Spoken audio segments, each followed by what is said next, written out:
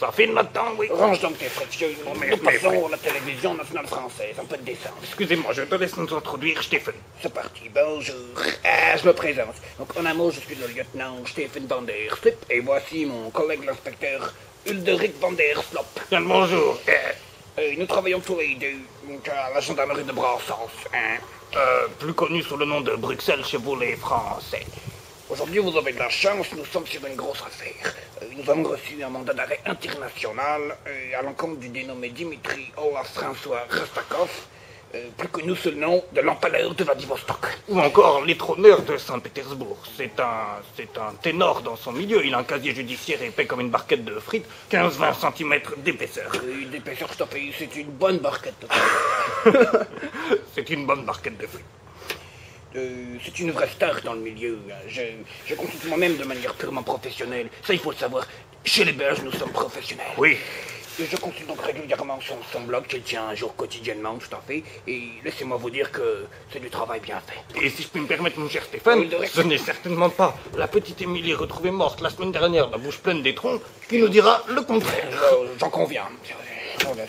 Il ne serait pas aisé pour elle de le dire ainsi. Donc nous sommes actuellement stationnés discrètement devant le domicile du suspect. Voilà comment va se dérouler la suite de l'opération. Mon collègue Van der Slip va ouvrir la portière, s'extraire du véhicule tel d'un cigare au bord des lèvres, refermer la portière discrètement pour ne pas alerter le suspect. Et ensuite nous pourrons procéder à l'appréhension de Monsieur Rastakov. Vous êtes autorisé à nous suivre pendant l'opération, bien évidemment. Action! Action, messieurs! Le cigare! Je sais que nos confrères européens et américains ont des méthodes quelque peu musclées, si je puis dire, mais ici en Belgique, nous laissons nos armes à feu en arrière, car nous voulons limiter les blessés.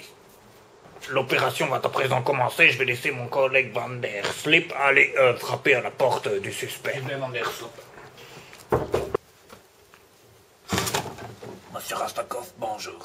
Excusez-nous de vous déranger en cette belle après-midi de printemps, mais nous avons reçu un mandat international à votre rencontre et nous sommes ici pour vous emmener au poste de police et procéder à l'interrogatoire qui s'annonce des plus chaleureux. Voilà, je suis désolé de vous demander ça, monsieur Rastakov. Je vais vous demander d'enfiler vous-même ces menottes et de nous rejoindre ensuite au véhicule. Hein.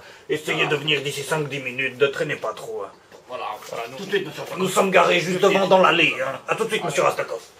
Monsieur Rastakov, je pense que vous savez très bien pourquoi vous êtes ici. Cependant, la loi internationale, et surtout cette bonne vieille loi belge, si j'ose dire, m'oblige à vous rappeler les faits qui vous sont reprochés, monsieur Rastakov. Mon cher Van der Slop, je vous laisse procéder à l'énumération. Tout d'abord, je souhaiterais vous remercier de me laisser ainsi la parole. C'est normal, c'est normal. Donc, je vais vous rappeler uniquement les faits qui vous sont reprochés sur le territoire belge, car l'international, c'est ma foi une autre affaire. Je vais prendre note. Prenez note. Donc, vous avez procédé, je ne fais que lire le procès verbal, à l'émasculation de 13 personnes âgées dans le seul but de vous faire un smoothie, monsieur Rastakov. Monsieur Rastakov, les smoothies en Belgique, aussi bien composés de bananes que de boules de personnes âgées, sont prohibés. Il faut le savoir. Oui, c'est un produit illicite en Belgique. Vous avez également, monsieur Rastakov, arraché la tête d'un nouveau-né et déféqué allègrement dans sa débouille sous les yeux ébahis de ses parents, qui ont, je cite, trouvé le spectacle divertissant. Alors certes, monsieur Rastakov, vous avez amusé la galerie, mais un enfant a tout de même été couvert de merde. Et on ne rigole pas avec la merde. On ne rigole pas avec cette bonne merde. Non, monsieur Rastakov. Non.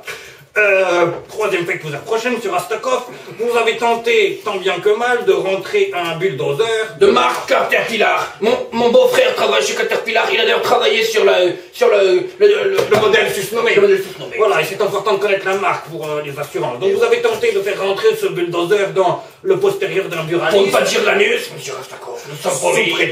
Sous le seul prétexte qu'il n'avait plus de jeu à gratter. Alors, monsieur Rastakov, quand vous allez chez le marchand de journaux et qu'il n'a pas votre magazine préféré, vous voulez rentrer un bulldozer dans l'anus? Non, mais ce n'est pas une attitude raisonnable, monsieur Rastakov.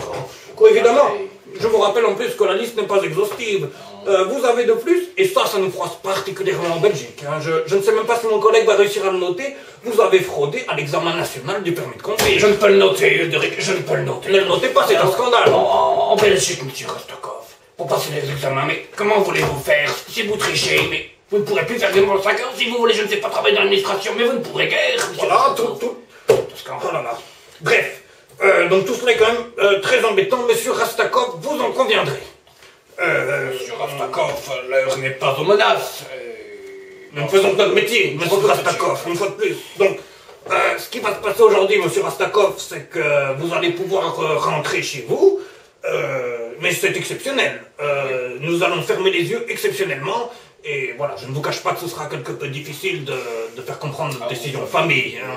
Voilà. Tâchez tout de même, monsieur Rastakov, de faire quelques efforts, car tout ce qui est viol, atteinte à l'intégrité de la personne et humour potache ne sont pas des attitudes à avoir, surtout dans cette bonne vieille Belgique. Voilà. Donc laissez-nous vous souhaiter une bonne journée, monsieur Rastakov, dans cette belle bonne vieille Belgique. Voilà.